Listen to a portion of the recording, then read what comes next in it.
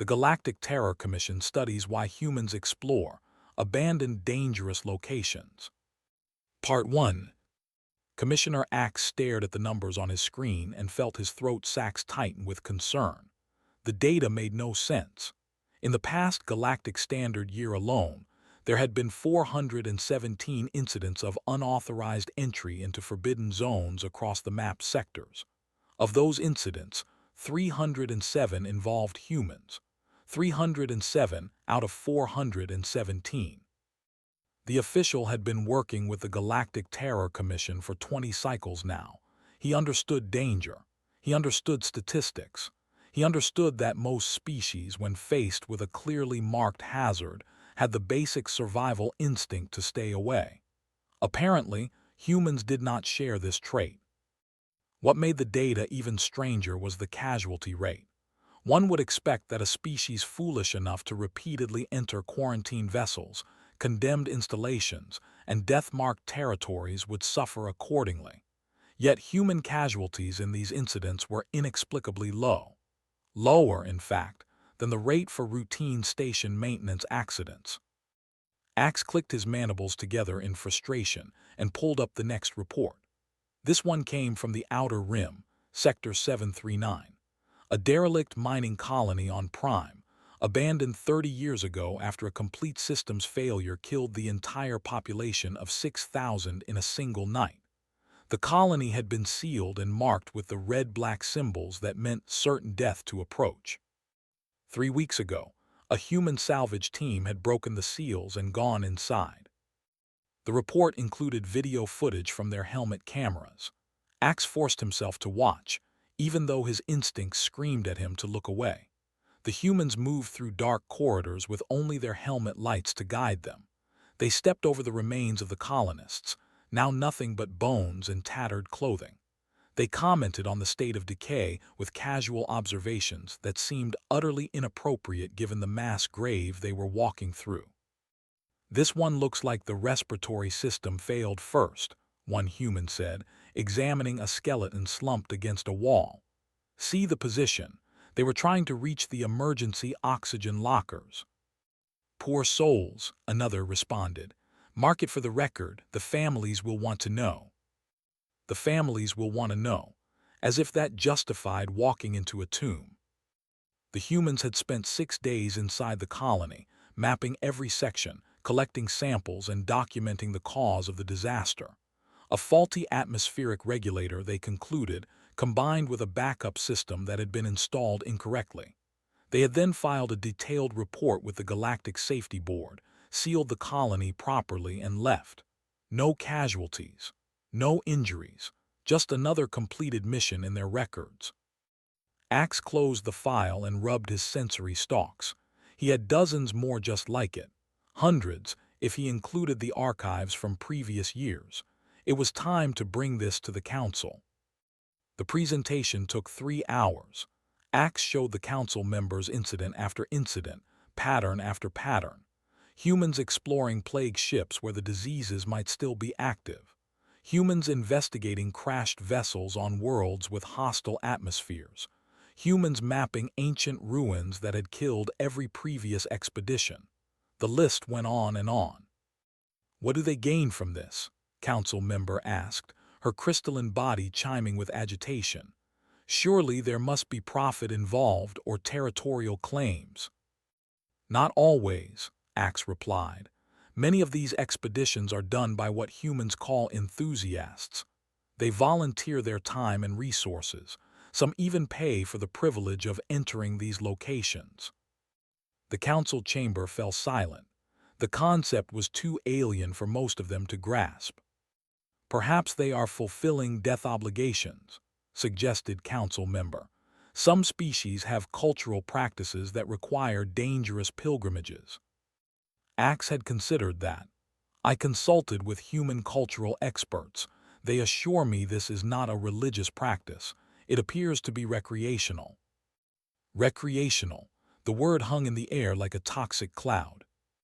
After much debate, the council voted to fund a comprehensive study. Axe was assigned to lead it, which he had expected.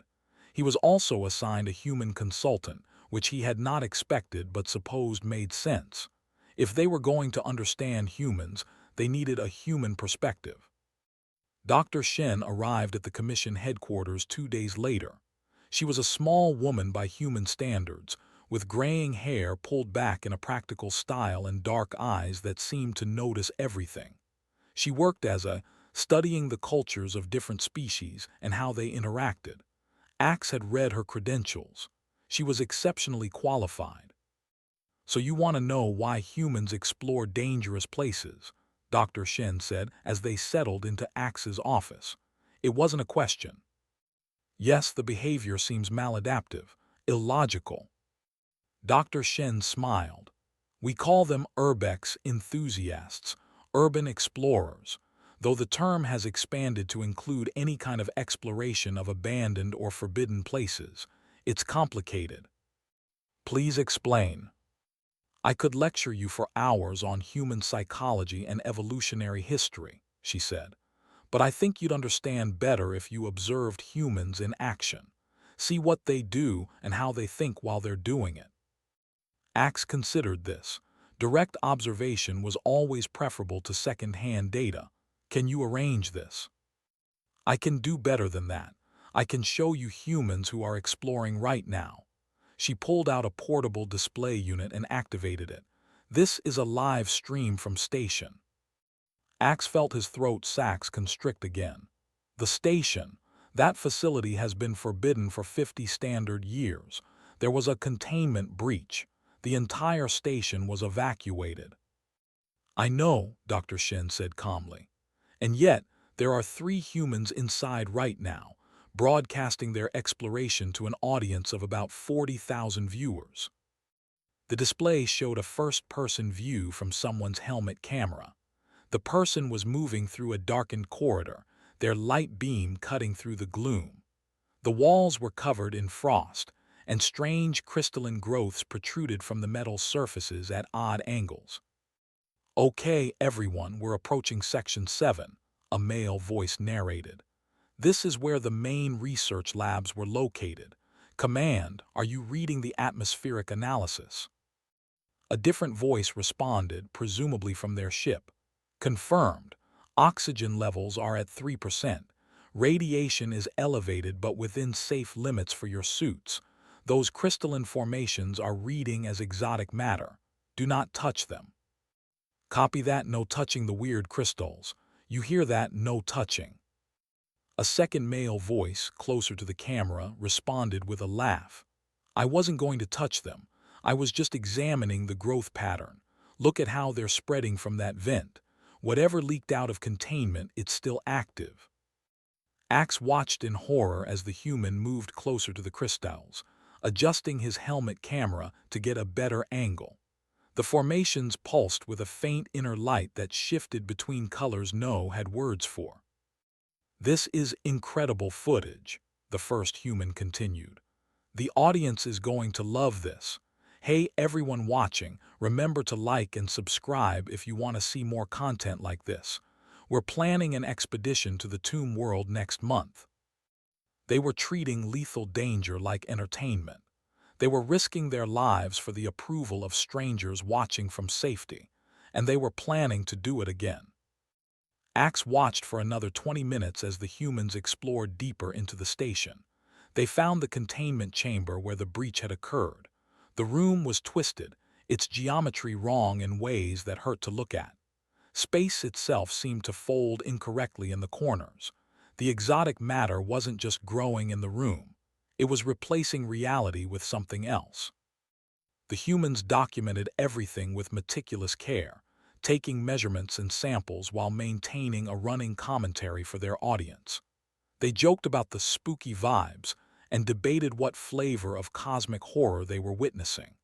When they finally left the containment area and sealed it behind them, they seemed disappointed rather than relieved. "So," Dr. Shen said as she closed the display, "what do you think?"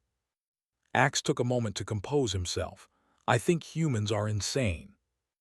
"That's a common first reaction," she said with another smile. "Ready for the real work to begin." Over the next several weeks, Axe's team identified and documented dozens of active cases. Each one added to the puzzle without bringing them closer to understanding. There was a team exploring a tomb world where ancient defense systems killed intruders weekly. There was a crew investigating a ghost ship where the previous exploration team had vanished without explanation. There were urban explorers mapping the ruins of a plague-world city, wearing suits and chemical sensors while they photographed crumbling buildings. The pattern was consistent. Humans volunteered for these missions. They often paid their own expenses. They treated the danger as a challenge to be overcome rather than a warning to be heeded. And they kept doing it, expedition after expedition, even when they were injured or had close encounters with death. Axe compiled all the data into a preliminary report. The conclusion was obvious but unsatisfying. Humans explored dangerous places because humans wanted to explore dangerous places. The behavior was self-reinforcing. Success led to more attempts. Even failure, if the humans survived, seemed to encourage them to try again with better preparation. But that didn't explain why. What evolutionary pressure had created a species that sought out danger? What cultural factors encouraged this behavior? And most importantly, how had humanity survived long enough to reach the stars when their own instincts seemed designed to get them killed? He scheduled another meeting with Dr. Shen. "I need to interview actual explorers," he told her. "The data isn't enough. I need to understand their thinking." "I was hoping you'd say that," she replied. "I have someone in mind. He's the one who was doing commentary at station. He's agreed to meet with you." He survived the station exploration. All three of them did. They streamed their exit to 70,000 viewers. It's considered one of the best urbex streams of the year. Of course it was. Part 2 looked exactly like someone who regularly explored death traps for entertainment. He was lean and wiry, with scars visible on his hands and forearms. His left hand had two fingers that didn't quite move correctly, suggesting old injuries that hadn't healed perfectly. He wore comfortable clothing covered in pockets and equipment loops, and his eyes had the alert quality of someone always assessing their environment. Axe met him in a neutral conference room at the Commission headquarters. Dr. Shen sat quietly in the corner, observing but not interfering. "So you want to know why I do what I do," said, settling into his chair with casual ease. "Fair question. I've been exploring abandoned places for about 15 years now. Started on Earth with old buildings and tunnels, moved up to orbital stations, and eventually ended up doing expeditions across the sector." "Why?" Axe asked simply. Considered the question, tapping his damaged fingers on the table. "Lots of reasons. The rush, for one. There's nothing quite like the feeling you get when you're somewhere humans aren't supposed to be, seeing things no one else has seen in decades or centuries. Your heart pounds, your senses sharpen, everything becomes vivid and immediate. It's addictive." "That sounds like a fear response." "It is," agreed. "But fear isn't just about running away. For humans, fear can be exciting when we believe we can handle it. We get scared, we overcome the fear, and our brains reward us for it. It feels good." Axe tried to process this. His own species experienced fear as purely negative, something to be avoided at all costs. The idea that it could be pleasurable was disturbing. "There's more to it, though," continued. "There's the mystery aspect. Every abandoned place has a story. Why was it abandoned? What happened there? What secrets are hidden in the ruins? Humans are natural puzzle solvers. We see a mystery and we have to solve it. Even when solving it could kill you." "Especially then," said with a grin that Axe found deeply unsettling. "The danger makes it matter more. Anyone can read about station in a report. We went there and documented what actually happened. We mapped the containment breach. We found evidence that helps explain how the accident occurred. That information could prevent similar disasters in the future. You could have sent probes." "Probes miss things. They don't have intuition or adaptability. A human can see a detail that seems insignificant and realize it's important. We can make decisions on the fly, change our approach based on what we find. Leaned forward. Look, I know it seems crazy from the outside, but we're careful. We plan our expeditions meticulously. We have backup systems and contingency plans. Yes, it's dangerous, but we minimize the risks as much as possible. Axe pulled up a video file. This is from your exploration of the Crimson Depths on IV last year. You nearly died when a floor collapsed under you.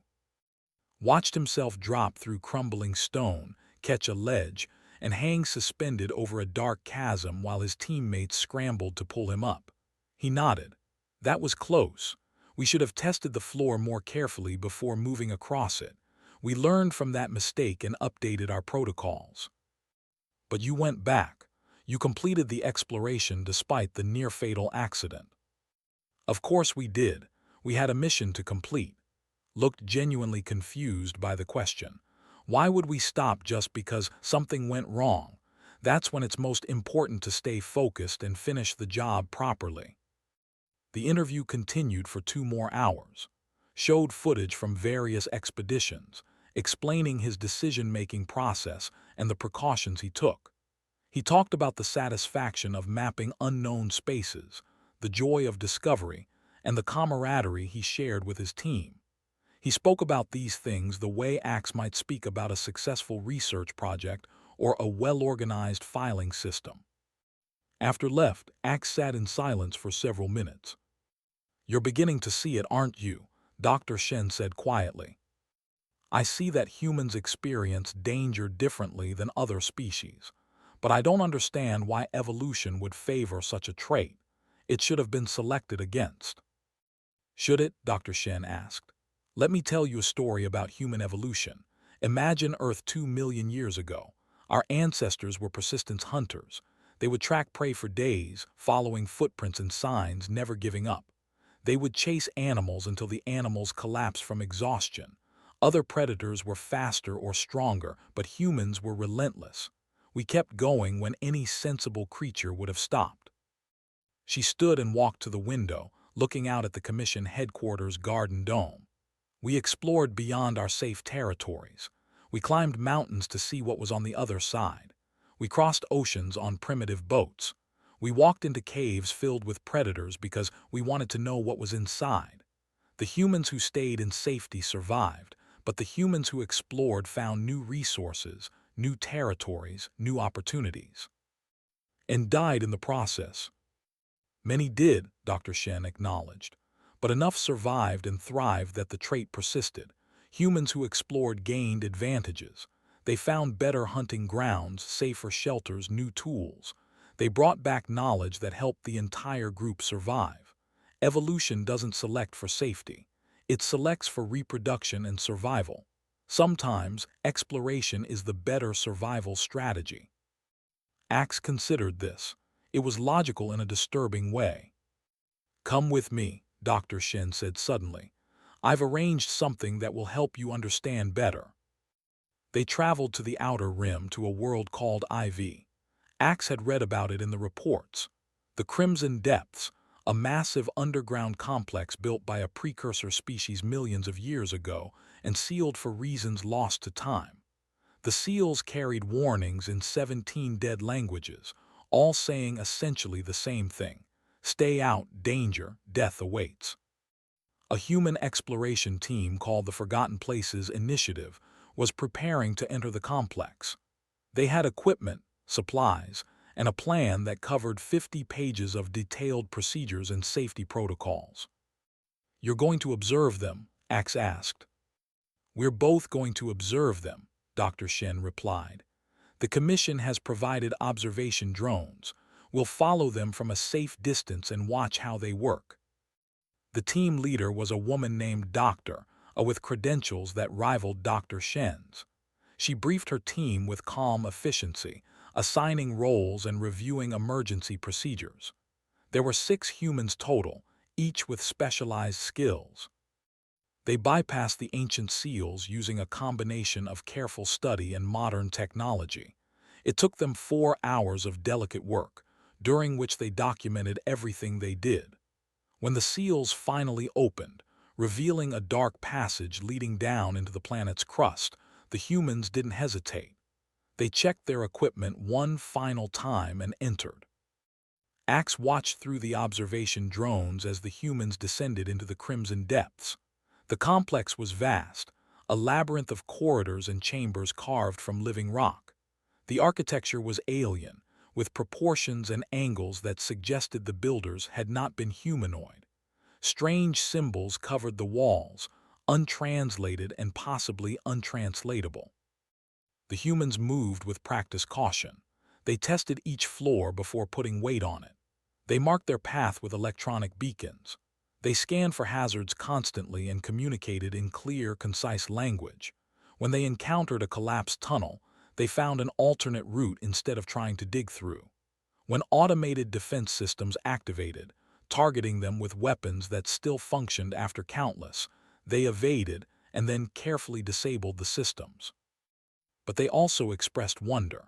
When they discovered a vast chamber with walls covered in crystalline formations that chimed like bells when air moved past them, Doctor spent 20 minutes just listening and recording the sounds. When they found ancient artwork preserved perfectly in a sealed room, one team member openly cried at its beauty. "They're afraid," Axe observed, watching the humans' vital signs on his monitor. "Their heart rates are elevated, their stress hormones are high." "Of course they're afraid," Dr. Shen said. "They're not suicidal. They're scared and excited and cautious all at once. They're managing their fear, not ignoring it." On the third day, the humans found what the complex had been built for, a weapons testing facility. The precursor species had been experimenting with technology that manipulated fundamental forces in ways that current science barely understood. Some of the weapons were still active, held in stasis fields that had been running for millions of years. Axe watched Doctor gather her team for a conference. This was the moment that would test his understanding. "We need to decide our next move," Doctor said. "We could retreat, seal the complex again, and report our findings to the authorities. That would be the safe option." Or, one of her teammates asked. "Or we map the entire facility, document the technology, and find a way to safely deactivate it. If we leave it active, someone else might find it eventually. Someone less careful or less ethical. This knowledge is too dangerous to leave sealed away and too important to abandon." The team debated for an hour. Axe calculated the risks of their proposed course of action. The probability of mission failure resulting in casualties was 34%, more than 1 in 3 chance that people would die. The humans voted unanimously to stay and complete the mission. They spent 6 more days in the crimson depths. They suffered injuries when a stasis field failed unexpectedly. They lost equipment to automated security systems. They worked with minimal sleep and maximum stress. And slowly, methodically, they mapped every chamber, documented every technology, and developed a protocol for safely deactivating the weapons. When they finally emerged, exhausted and battered but alive, they immediately transmitted their findings to the Galactic Safety Board and the Technology Archive. The weapons were neutralized within a month. A potential catastrophe that could have devastated entire worlds was prevented because humans were willing to walk into danger. Axe stood at the entrance to the crimson depths and tried to understand what he had witnessed. Dr. Shen stood beside him, quiet and patient. "They were terrified," Axe said slowly, "but they did it anyway." "Courage isn't the absence of fear," Dr. Shen replied. "It's acting despite fear. That's what you're seeing." "But why? Why does this trait exist in humans and not in other species?" "That's what we're going to figure out together," she said. "And I think you're finally ready to understand the real answer." Part 3. The council chamber was full when Axe arrived to present his final report. Representatives from 30 different species had come to hear his conclusions about human exploration behavior. The question had captured attention across the galactic community. Everyone wanted to understand why humans were different. Axe took his position at the central podium and organized his materials. Months of research, hundreds of interviews, countless hours of observation. He had the data, he had the examples, but he still wasn't sure he could make the others understand. "Honorable Council members," he began, "I have completed my investigation into human exploration of dangerous and abandoned locations. My findings are conclusive, but they require context that many species may find counterintuitive." He pulled up his first display, showing the evolutionary timeline of humanity. Humans evolved on a world they call Earth, a planet that experienced dramatic climate fluctuations and regular mass extinction events. Human ancestors survived ice ages, volcanic winters, and the emergence of countless predator species. They should not have survived. By all reasonable predictions, humans should have gone extinct multiple times. The chamber was silent. Axe continued. Instead, they thrived. They spread across their entire planet, adapting to every environment from frozen tundras to scorching deserts. They did this not by evolving physical adaptations like fur or specialized organs, but by changing their behavior. They explored. They innovated.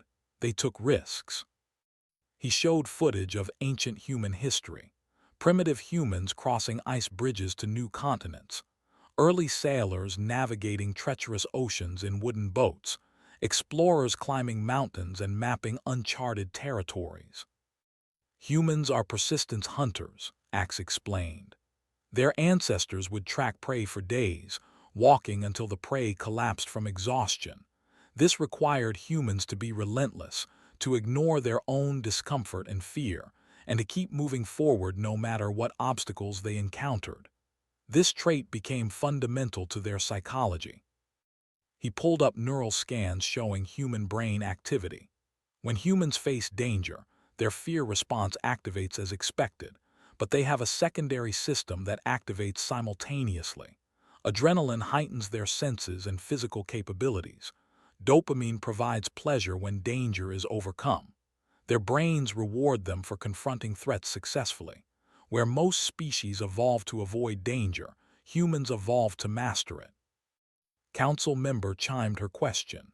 "But surely this would lead to high mortality rates. How did they survive long enough to develop civilization?" "An excellent question," Axe acknowledged. "The answer lies in another human trait, social learning.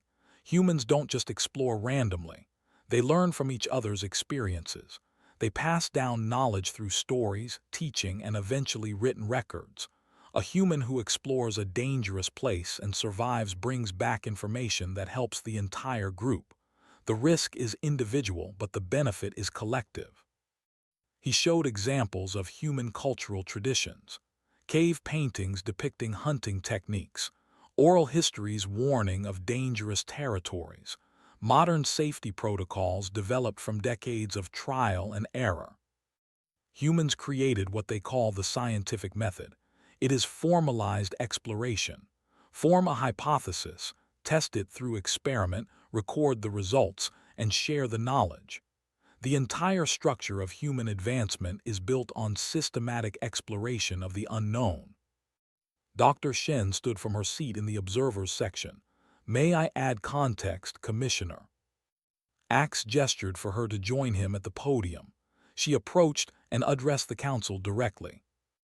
"You're trying to understand why humans do something that seems illogical," she said. "But you're using the wrong framework. For humans, exploration isn't aberrant behavior.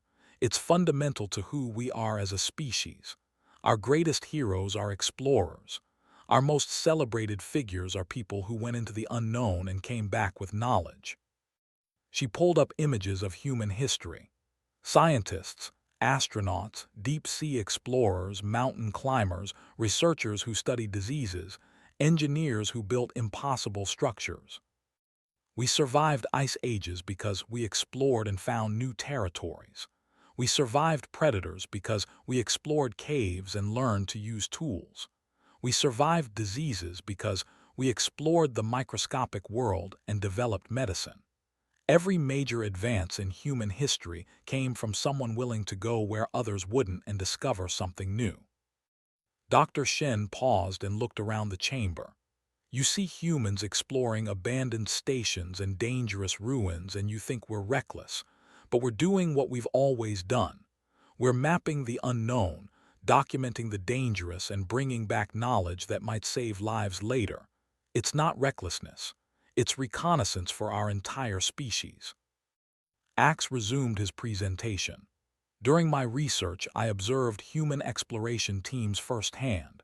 They are not careless or suicidal. They plan meticulously. They use sophisticated equipment and safety protocols.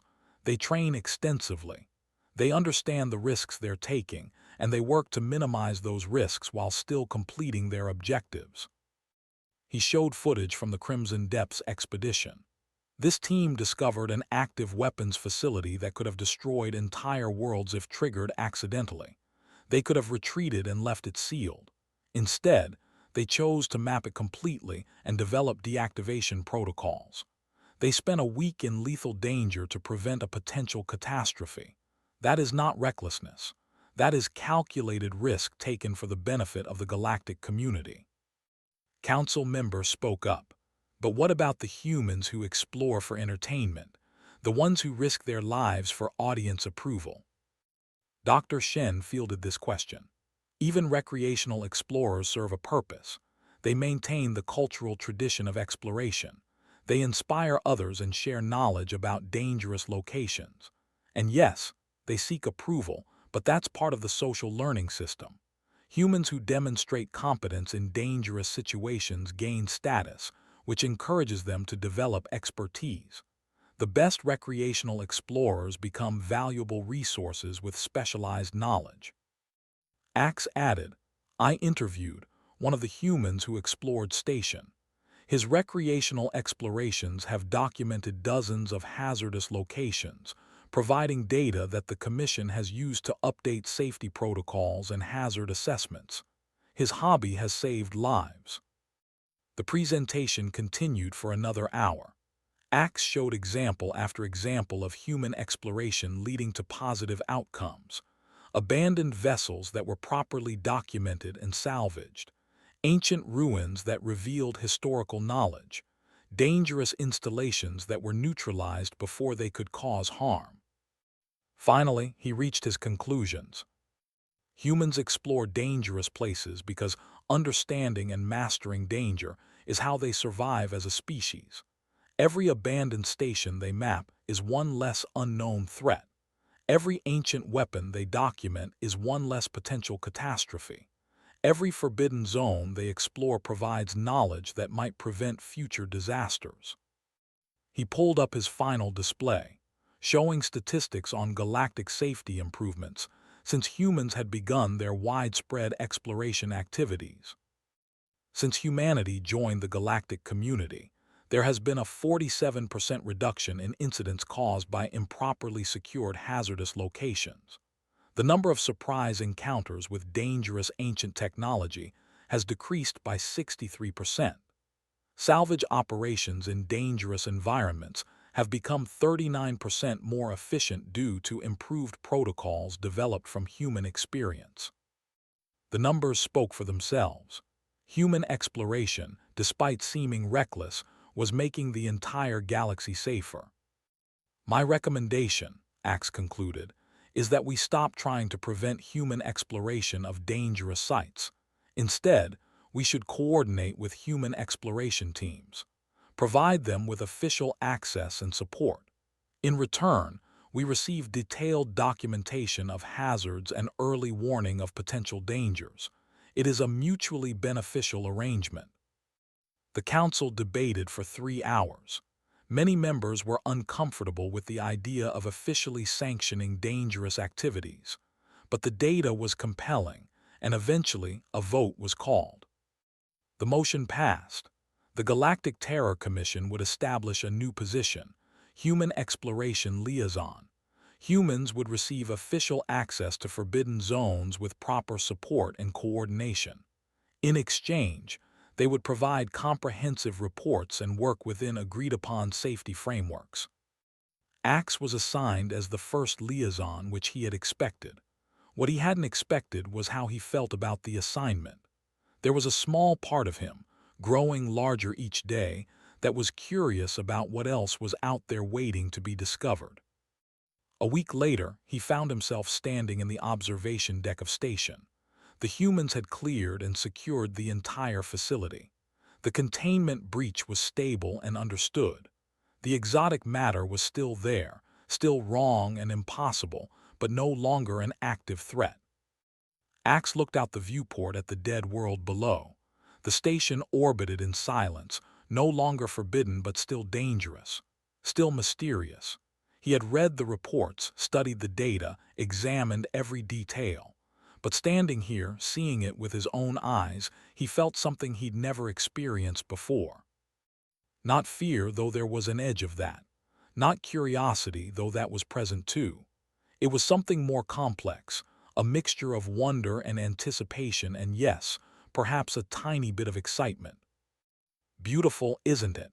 Doctor's voice came through his comm unit. She was in the command center, reviewing final security arrangements. "It is," Axe admitted. "I understand why humans come to places like this." "We found 3 more sites like this in adjacent sectors," she continued. "Ancient research facilities that were abandoned after accidents. We're planning expeditions to all of them. Want to come along on the next one?" Axe should have said no. It was dangerous. It was unnecessary. He could review the reports from safety. But he heard himself say, "Yes, yes, I think I would like that." Doctor laughed, warm and welcoming. "Excellent. We'll add you to the team manifest. Fair warning, Commissioner. This kind of thing gets addictive. Once you've walked in the dark and come back with something amazing, you'll want to do it again." "I suspect you're right," Axe said, still looking out at the stars. Somewhere out there were ruins and wrecks and abandoned places, each holding secrets waiting to be discovered, each potentially dangerous, each potentially important. He understood now. Humans explored because humans had to explore.